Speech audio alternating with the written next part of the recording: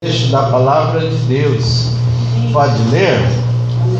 Portanto, se alguém está em Cristo, é nova criação.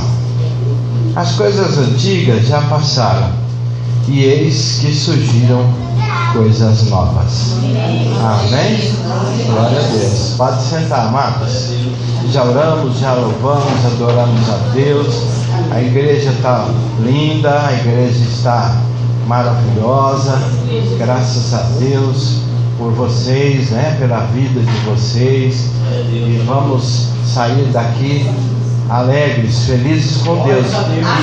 E acreditamos que o mais importante é ter em mente o seguinte: agradar a Deus, para que Ele também fique feliz conosco, A gente não vem só buscar, a gente também vem adorar. Vem dizer para Ele o quanto Ele é importante para nós, O quanto Ele é Senhor e Salvador da nossa vida. É por isso que estamos aqui, Graças a Deus. Então, irmãos, o nosso tema é: Deus, Ele quer mudar a sua vida. Esse tema está exarado aí no boletim, já tem um tempo, E nós sabemos que ele pode soar aos nossos ouvidos como uma coisa assim que ficou no passado. Ou seja, ele já mudou a minha vida, Isso. Mas ele continua mudando. É no gerúndio, A nossa vida, ela vai sendo transformada.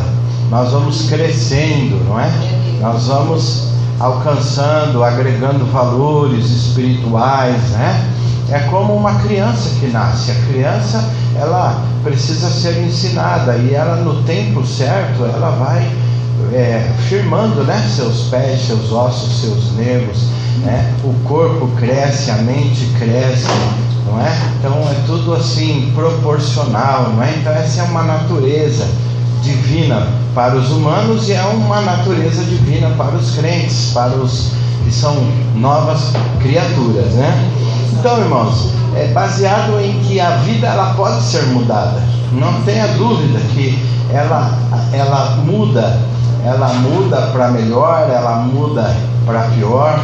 É possível que ela venha a estagnar-se em algumas áreas, mas esse para frente e para trás, ele existe, tá certo? Esse exercício, ele existe, Em alguns casos ele é inevitável, Muitas pessoas podem experimentar mudanças significativas.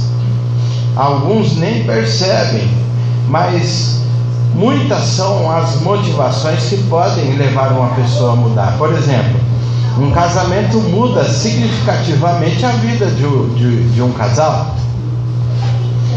Muda também a vida da família que gerou aqueles filhos que se casam.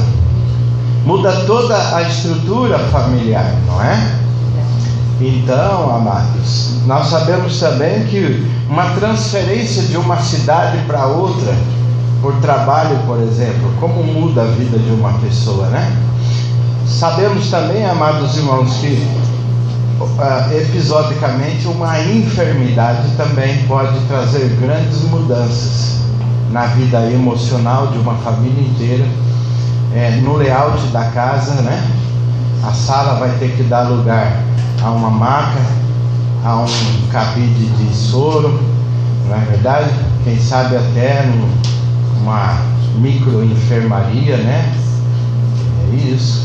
O que mais pode mudar a rotina de uma pessoa? Infelizmente, um acidente também pode mudar muito a rotina de uma pessoa, Determinar até um novo estilo de vida daqui para frente, Com novas adaptações e por aí vai, Ou simplesmente uma decisão pessoal. Alguém decide: olha, do jeito que está eu não quero mais, e eu vou mudar. Só que nós sabemos, irmãos, que tudo isso que nós falamos, vai para cá, são mudanças, mas elas são pontuais, elas às vezes são específicas, e elas alteram de repente só uma parte da vida da pessoa. Então, isso pode ser o seguinte: pode não ser uma mudança, pode ser simplesmente você se adaptando a uma nova rotina. Então, prezados irmãos, a motivação pode ser externa ou ela pode ser interna.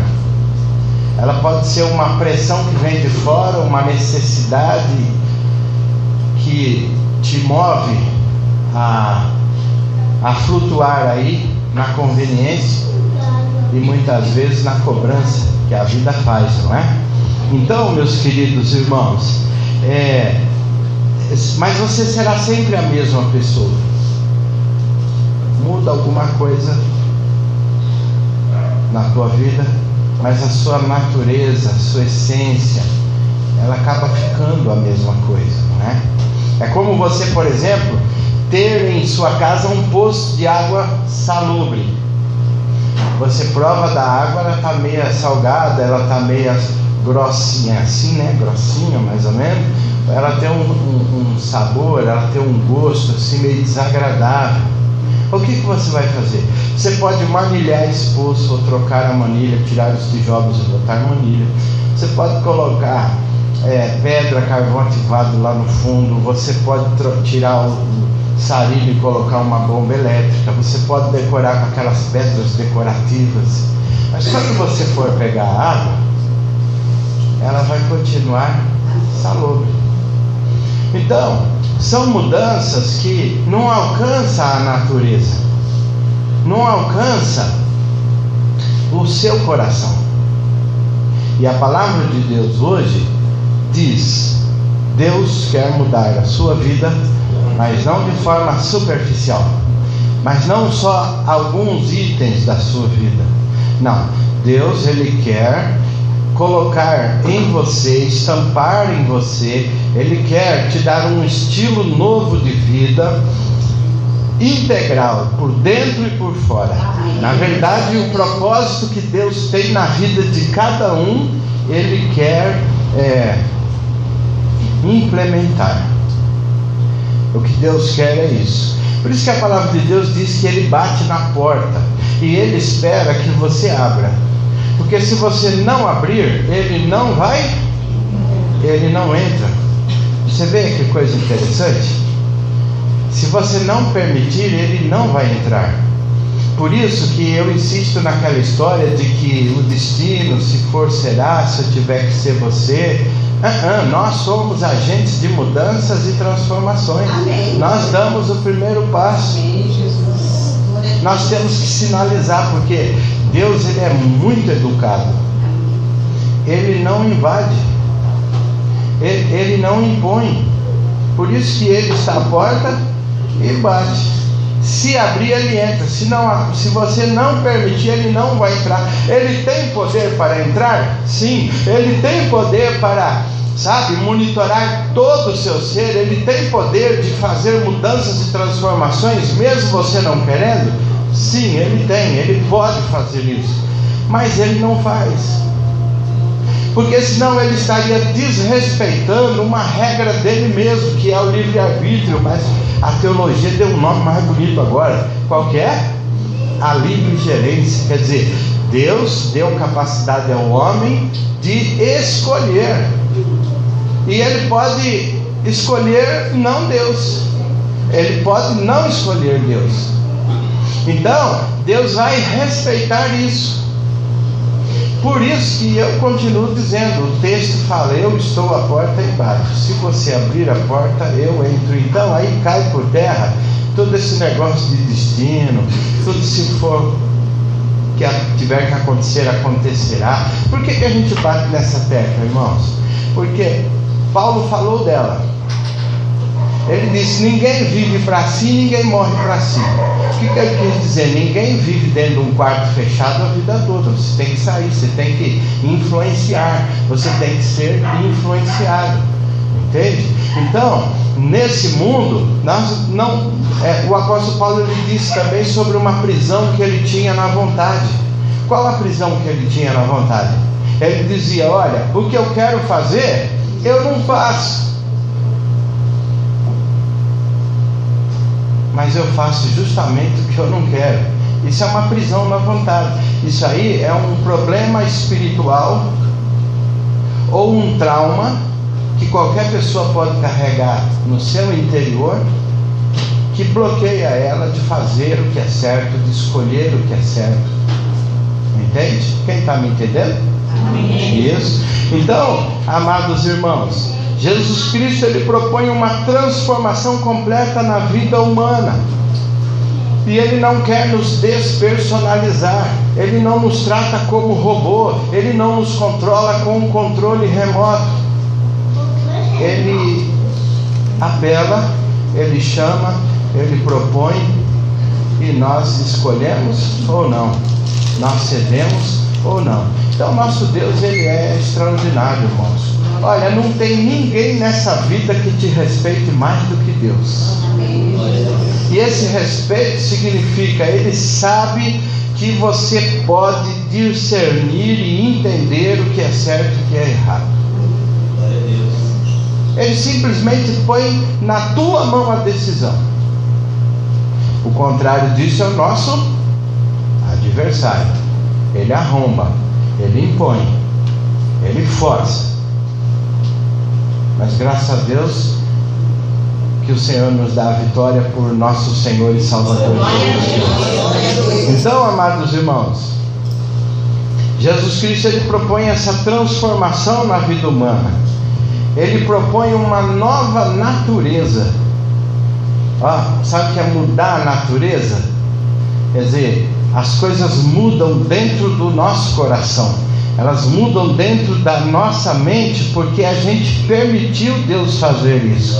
Ele vai oxigenar, ele vai pôr colírio nos nossos olhos, ele vai fazer a gente ver um mundo diferente, ele vai fazer a gente ver o mundo realmente como ele é, com suas armadilhas e com as suas,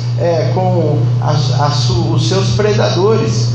Ele vai permitir que sentimentos nobres, que muitas vezes não conseguimos sentir, venha se manifestar, como o amor, por exemplo, como o perdão, não é? Como a paciência, não é? Como a compreensão. Então, a proposta do Senhor é uma nova natureza, é uma nova esperança, é uma vida inspiradora, é ter acesso a novos valores e valores eternos, amém, irmãos? Que é justamente o que vale, é justamente o que significa para nós.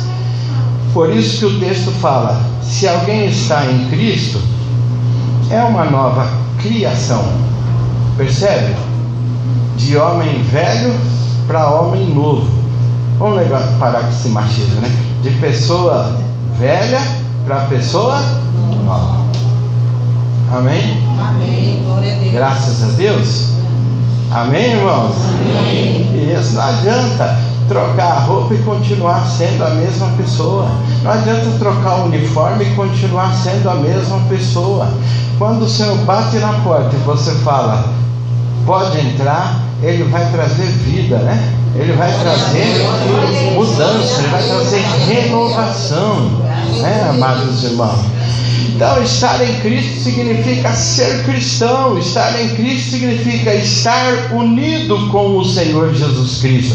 Agora, viver sob a sua influência, sobre sua vida, viver sob o seu poder, não é? Ter a vida de Cristo se movendo e nos fazendo mover nessa esfera espiritual. Conhecer a mente de Deus, conhecer o plano de Deus, conhecer o propósito de Deus.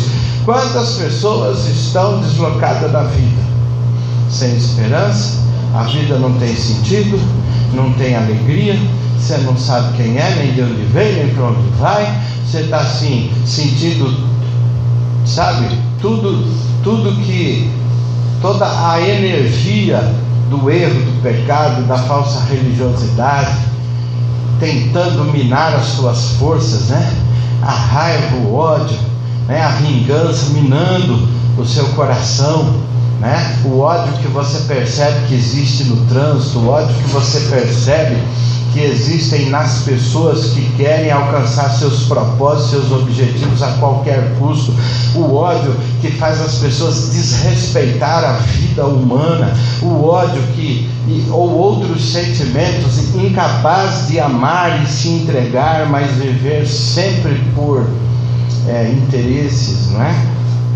Então, amados irmãos, a palavra de Deus lá em João 15:4 diz o seguinte: olha, o que dá regularidade no nosso pensamento, o que dá regularidade aos nossos sentimentos, o que dá regularidade ao nosso estilo de vida. Quando eu falo regularidade, eu estou falando assim, aquilo que nos dá uma normalidade sem aquelas alterações de alto e baixo, né? Uma hora você está bem, outra hora você está ruim, uma hora você sabe, quer desistir de tudo, outra hora você se arrepende. Então toda essa oscilação que nós temos na mente, no sentimento, nas ideias, hoje queremos uma coisa, amanhã não queremos mais, estamos animados para esse projeto, daqui a pouco estamos totalmente desanimados, não é?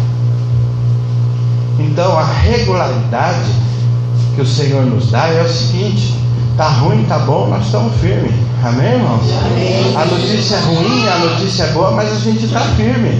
Entendeu? As coisas estão acontecendo, mas a gente está firme, porque é a influência desse Deus e a vida de Deus dentro de nós que nos dá essa regularidade. Glória a Deus, amém. João 15, versículo 4 ilustra perfeitamente isso. É um texto feito para explicar isso. Diz assim, ó: permaneçam em mim e eu permanecerei em vocês. Nenhum ramo pode dar fruto por si mesmo, se não permanecer na videira. Vocês também não podem dar fruto se não permanecerem em mim. Então não tem vida sem Deus, não tem vida sem Jesus.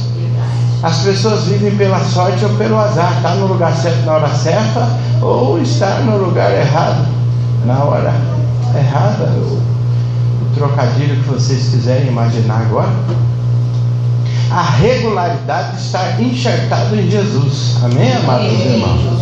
Glória a Deus. Quando você está enxertado em Jesus, Ele te alimenta, Ele te fortalece.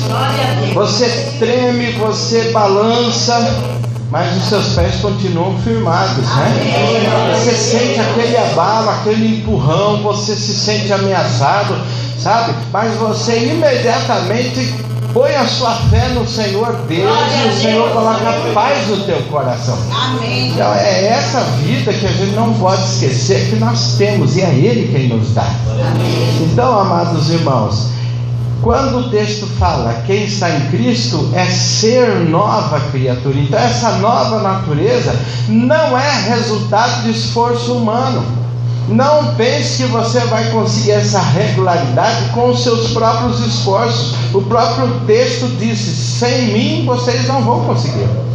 Então, amados irmãos, não é simplesmente a decisão de um coração decepcionado. Decepcionou amorosamente, decepcionou profissionalmente, aí resolve dar uma guinada na vida. Tá, você vai tentar, você vai arriscar, mas cadê a força? Né? Cadê a paciência? Cadê a determinação?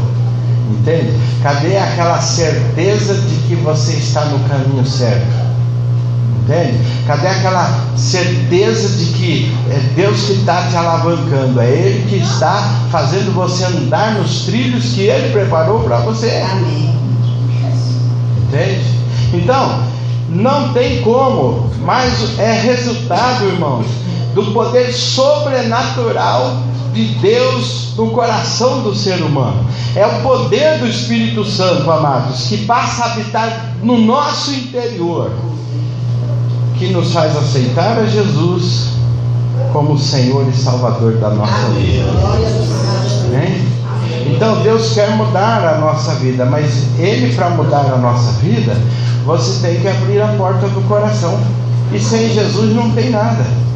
Olha, você quer ver, irmãos? Uma coisa é evangelismo, você tem que prestar atenção, e a outra coisa é o diabo botar você para correr, porque o maligno sabe que você tem uma missão importante e ele vai tentar te desviar. Mas você não é bobo, você sabe o que é prioridade ou não, então ele vai tentar te enganar. Então presta muita atenção em uma coisa que eu vou falar para você. O Senhor, Ele coloca planos e projetos nas nossas vidas, e esses planos estão no âmbito humano, natural, material, mas também no âmbito espiritual.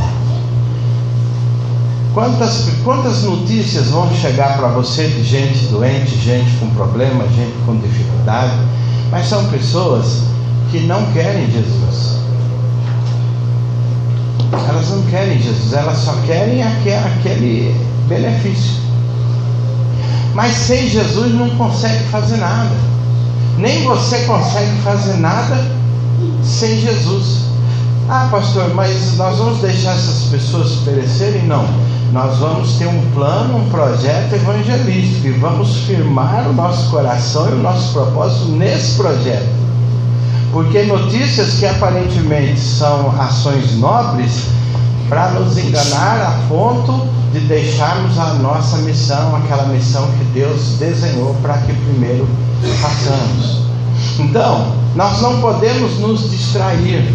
E a única maneira de você não se distrair, se Deus tem um projeto na tua vida material, Deus tem um projeto na sua vida profissional, se você não estiver ligado nele, enxertado nele, o diabo vai te distrair, vai encher os seus olhos com outras coisas, ele vai te seduzir, ele vai usar às vezes a ganância, ele vai usar muitas vezes o medo de passar necessidade. E como discernir? Como entender? Um casal de namorados, como discernir se realmente, sabe, amados, é esse casamento que Deus resolveu abençoar? Tem que ter discernimento. Mas as pessoas, elas se baseiam assim, naquela paixão, elas se baseiam no rostinho aveludado, Elas se baseiam naquilo que os olhos veem e atraem. Mas tudo isso passa. Quando eu casei, eu tinha 73 quilos, o cabelo estava repartido no meio. Olha agora o que eu virei. Entende? E se eu tivesse casado só pela aparência, o que seria do nosso casamento agora? Amém, irmãos? Para de rir. Então, amados, é engraçado, mas não é uma verdade verdadeira? É uma verdade verdadeira. E como discernir isso? Porque você sabe, um casal apaixonado, só por estar apaixonado, ele quer que Deus aprove esse negócio. Aí você lembra do pombo? Lembra ou não?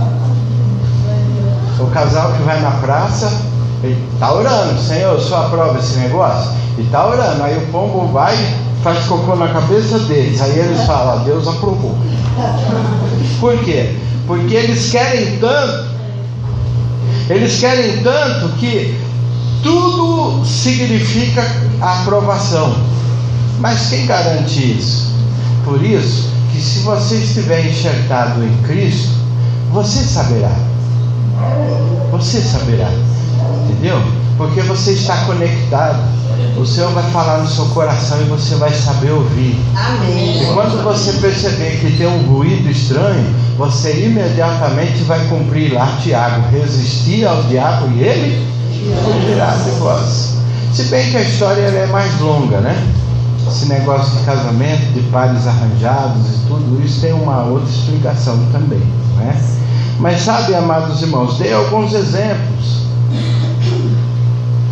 Veja o que o texto diz, amados irmãos, em João 1, versículo 12 e 13. Esse é o Evangelho de João. Diz assim: contudo, aos que o receberem, aos que crerem no seu nome, deu-lhe o direito de se tornarem filhos de Deus, os quais não nasceram por descendência natural, nem pela vontade da carne, e nem pela vontade de homem algum, mas nasceram de Deus. Amém. Glória a Deus. Essa nova vida, né? Essa nova vida, quer dizer, não interessa quem é meu pai, não interessa quem é minha mãe. Por que eu sou filho do José? Por que eu sou filho da Elza? Entende? Por que eu nasci num lar destruído?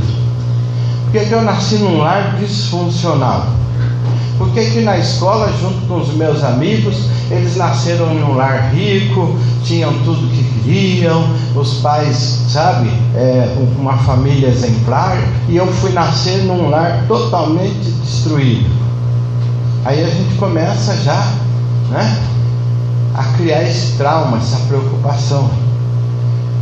Por que uns nascem lá no brejo e outros nascem lá no palácio? Não é? Será que Deus é bom o suficiente para alguns e ruim o suficiente para outros? Não, a palavra de Deus ela está dizendo o seguinte, que quando o ser humano ele consegue perceber que existe um Deus e esse Deus propõe mudar a vida, então qualquer pessoa, você pode ter vindo da ala A ou da ala B, ele vai alinhar você no evangelho dele, você vai ser filho dele e herdeiro dele. Amém? Glória a Deus. Todos vamos receber a mesma bênção, todos seremos mudados, todos seremos transformados, todos seremos herdeiros da sua bênção. Amém, amados irmãos? Glória a Deus. Então, o Senhor, Ele ajusta a nossa vida quando Ele nos chama e a gente responde ao seu chamado. Veja outro texto, Ezequiel 36, 26 e 27. Eu darei a vocês um coração novo. Eu estou lendo Ezequiel 36, o versículo 26 e o 27. Darei a vocês um coração novo e porei um espírito novo em vocês. Eu tirarei de vocês o coração de pedra e lhe darei um coração de carne. Amém. E eu porei o meu espírito em vocês e os levarei à origem segundo os meus decretos e a obedecerem fielmente às minhas leis. Percebe que Ele vai pegar e nos alinhar? Ele vai colocar no mesmo berço, Ele vai pegar no mesmo colo. Amém, irmãos? Amém. E Ele vai ser justo com todos os seus filhos. Glória a Deus. O texto lá que nós lemos diz: olha, as coisas antigas elas já passaram. Que coisas antigas, irmãos, que já passaram? Lembra lá do versículo 17? Quem está em Cristo, nova criatura é. As coisas velhas já passaram. Então, o que seriam essas coisas antigas? Então, seria não ter mais essa influência nas pessoas ou as coisas deste mundo. As pessoas deste mundo e as coisas deste mundo, elas começam a perder o significado, começam a perder a importância, e isso é obra de Deus na nossa vida. Então muitas pessoas querem primeiro se desapegar do mundo, sair dos vícios, regularizar a vida para ir para Cristo. Bom, então não precisa de Jesus. Para que se você vai regularizar para ir a Jesus, para quê?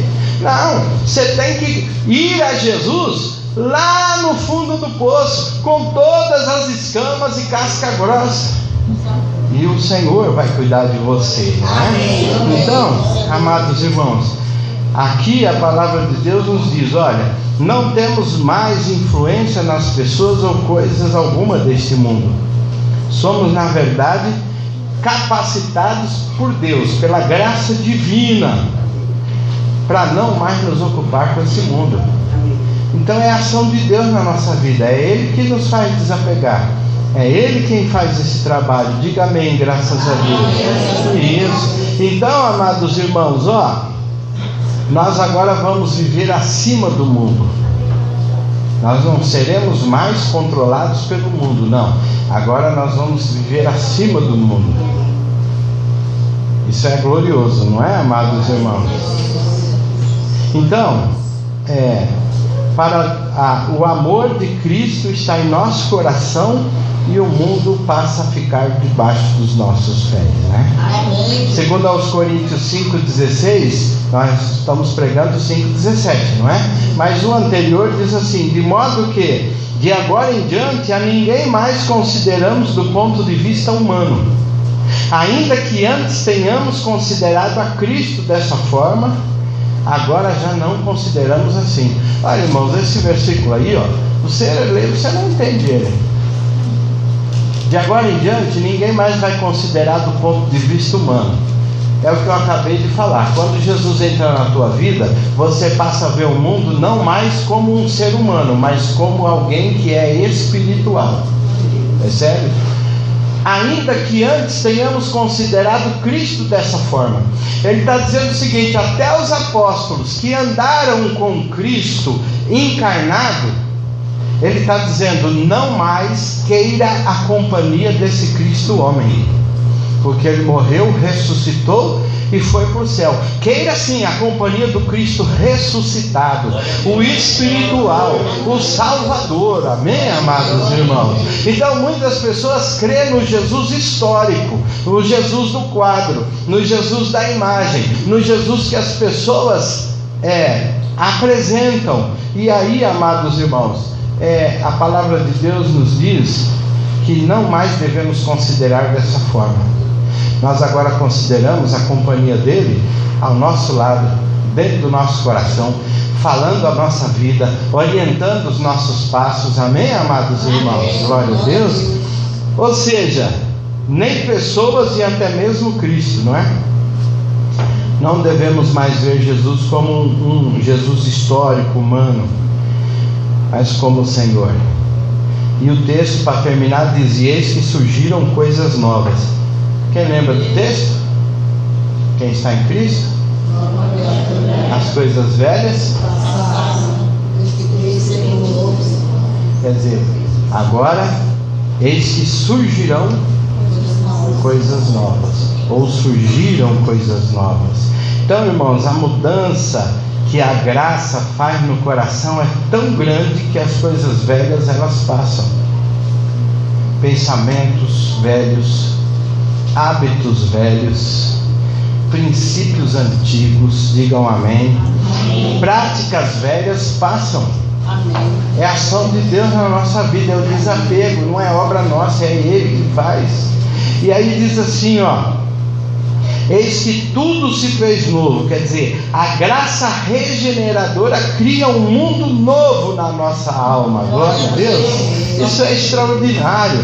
A pessoa, ela é renovada, ela age de acordo com um novo princípio agora. Tem uma nova regra, são novas leis, nova convivência, novos pensamentos, digam glória a Deus. Glória a Deus. Novos hábitos e novas práticas, ação de Deus na nossa vida. Novos dons também. Glória a Deus. Que coisas novas vão surgir? Vão surgir isso, novos sentimentos, novos pensamentos, novos hábitos, novas práticas. E vem a reboque, o que? Novos dons. São essas coisas novas que aparecem, são essas novidades espirituais, são esses valores que começam agora a nos despertar e fazer com que sejamos seduzidos a isso. Então, irmãos, esses novos dons, novos ministérios, uma nova visão do mundo, não é? Uma nova visão de família. Pessoa que ela ainda não recebeu essa transformação, ela ainda não é essa nova criatura, ela não vê a família como aquele que está transformado vê. Então a gente vê as coisas diferentes. A família agora tem outros valores para nós, não é? Passamos a considerar agora, nós agora passamos a viver com os olhos nela, não é? Passamos a desejar o melhor para ela, viver familiarmente conforme o propósito de Deus. Glória a Deus. Amém. Então, amados, sobre esses ministérios, ele especificou nesse texto que a Vanessa leu para nós. Quem lembra? Ele disse assim, sobre o ministério, ele especificou o ministério da reconciliação. na versão que ela leu, que significa reconciliação. Olha, agora a missão é você de inimigo virar amigo de Deus, porque Deus já virou seu amigo. Essa é a reconciliação. E aí, amados, o texto na sequência do 17, que é o 18, diz assim, ó: tudo isso provém de Deus. Ele nos reconciliou consigo mesmo por meio de Cristo e nos deu o ministério da reconciliação. O que quer dizer isso? Significa exatamente que Deus Ele se apresentou e virou nosso amigo, e agora Ele bate na porta do nosso coração para que a gente vire amigo dele, diga amém. E agora a gente tem a responsabilidade de dizer às pessoas que Deus é amigo delas e que elas devem ser amigas de Deus. Amém, amados irmãos? Ele nos deu isso. Ele nos pede isso. Na verdade, ó, diz lá: portanto, somos embaixadores de Cristo. O que quer dizer? Somos representantes dele. Amém. Agora falamos por ele. Então, como se Deus estivesse fazendo o apelo por nosso intermédio, quer dizer, através de nós vamos dizer isso às pessoas, não é? Por amor de Cristo lhe suplicamos, reconcilie com Deus. 21. Deus tornou pecado por nós aquele que não tinha pecado, para que nele nos tornássemos justiça de Deus. Aquele que se entrega a Deus e é transformado por Deus, ele é visto por Deus como justo. Olha que coisa extraordinária. O que nos torna justo? Esse apego que temos a Cristo, essa vida transformada por Cristo. Não mais vivo eu, mas Cristo vive em mim. E a vida que eu levo agora na carne, eu vivo na fé no Filho de Deus. Amém, amados? É o que diz Paulo. Então, irmãos, Deus se reconciliou através de Cristo. Amém, amado? Essa mensagem de reconciliação Ele confiou a nós. Diga, Ele confiou a mim. Diga, Ele confiou a mim. Então, Ele espera que cada um de nós, depois de reconciliados, apele as pessoas que se reconciliem com Ele. Vamos terminar? Ele nos fez novas criaturas. Diga amém. Amém. Ele nos ajudou a desapegar do mundo. Diga glória a Deus. Ele nos ensinou coisas novas. Diga amém. Amém. Ele mudou a nossa vida e quer mudar a vida de muitas outras pessoas. Amém. O seu propósito é alcançar muitas vidas através dos que já foram transformados. Amém. Se você ainda não é transformado, Ele quer te transformar. Deus quer mudar a sua vida. E se você já é mudado e transformado, Deus quer que você diga isso aos outros. Glória a Deus. Dizer é olhar no olho. Olhar no olho e dar o seu testemunho pessoal. Dizer o que Ele fez na tua vida. Sabe por quê, irmãos? Porque as pessoas podem até não acreditar na Bíblia, mas eu duvido ela não acreditar numa coisa que aconteceu com você. Pessoas que viram quem você era e hoje vê quem você é. Glória a Deus. Não quer acreditar na Bíblia? Não, então acredite na obra que Ele fez na tua vida, né? Então a melhor pregação é o seu testemunho. Pastor, eu não sei pregar, não decoro o texto, não sei como começar. Simplesmente digo que Jesus é para você, o que Ele fez na tua vida e a vida que você leva hoje, não é? Então, irmãos, sejamos todos alcançados por essa bondade divina. Se entregue a Jesus, deixa Ele te transformar. E depois, leve essa novidade para a sua família. Amém. E leve para os seus amigos. Amém. Vamos ficar de pé e vamos falar com Deus. Feche os seus olhos, amados irmãos. Feche os seus olhos. E nós vamos fazer essa primeira oração. Essa primeira oração é para que Deus, Ele, ao bater na porta do seu coração, você possa abrir para Ele entrar. é por sua livre e espontânea vontade, é decisão da sua vontade, é você que decide isso. Não é eu que vou forçar, não é eu que vou obrigar. Não faça isso por obrigação, não faça isso por conveniência. Isso é muito sério. Se o seu coração está ardendo, não tenha medo do futuro, não tenha medo, e agora? Qual será o próximo capítulo? Não, vamos primeiro resolver esse capítulo, porque aí o próximo capítulo vai depender somente de Deus. O problema vai ser de Deus.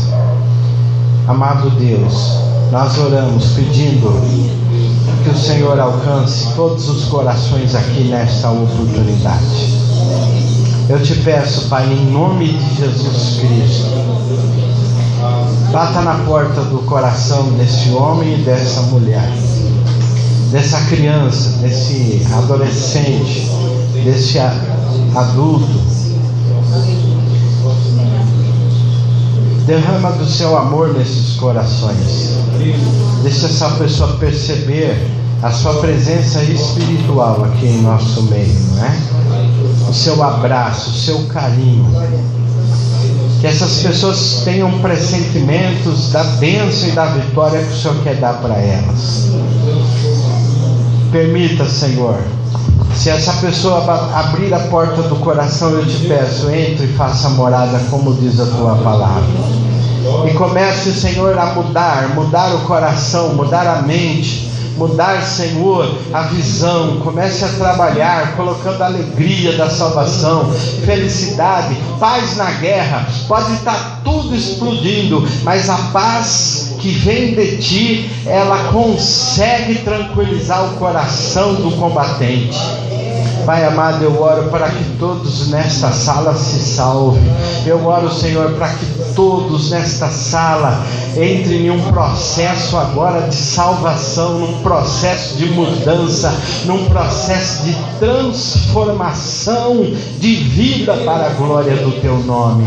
Que o cansado alcance descanso, que aquele, ó Pai, que precisa se esconder, alcance o esconderijo, que aquele que já está angustiada, sozinho, solitário, sem esperança, alcance agora, Senhor, a mão amiga que tira do fundo do poço e dá uma nova esperança. Que haja salvação aqui em nosso meio, em nome de Jesus. Aleluia. Irmãos, levante a sua mão, faça